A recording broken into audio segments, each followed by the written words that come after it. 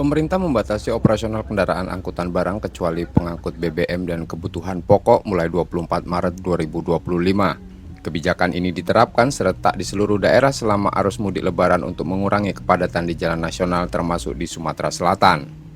Sejak Sabtu 21 Maret 2025 sore, kemacetan mulai terjadi di jalan lintas Palembang-Betung. Lalu lintas didominasi kendaraan angkutan barang di atas Sumbu 3 yang beroperasi sebelum aturan pembatasan berlaku hingga 2 April 2025. Kapolda Sumatera Selatan, Irjen Andi Rian Jayadi menyatakan kendaraan angkutan barang yang masih melintas selama arus mudik akan diarahkan ke kantong parkir. Saat ini ada 11 lokasi kantong parkir yang disiapkan di Banyuasin mulai dari Pulau Rimau hingga perbatasan Musi Banyuasin. Beberapa titik rawan kemacetan di jalan lintas Sumatera Palembang-Betung antara lain di kilometer 12, kilometer 14, kilometer 42, kilometer 52 hingga kilometer 75. Semua jalan itu mulai diberlakukan. Ya, SKB itu berlaku secara nasional.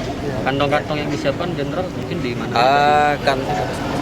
Kantong-kantong kita juga memang siapkan, terutama yang last minute misalnya ya kejebak. Ini kita siapkan kantong-kantong khusus untuk di wilayah Kabupaten Banyuasin. Ruas Banyuasin saja itu ada 11 titik kantong. Ini juga nanti akan menjadi perhatian kita bersama Pak Bupati untuk melihat kondisi kantong-kantong tersebut. Untuk mengurai kepadatan, tol Palembang-Betung akan dibuka secara fungsional khusus kendaraan penumpang dan mobil pribadi selama arus mudik mulai pukul 7 hingga 17 waktu Indonesia bagian Barat. Reski Oktora, Muklas Diferensial, Kompas TV, Banyuasin, Sumatera Selatan.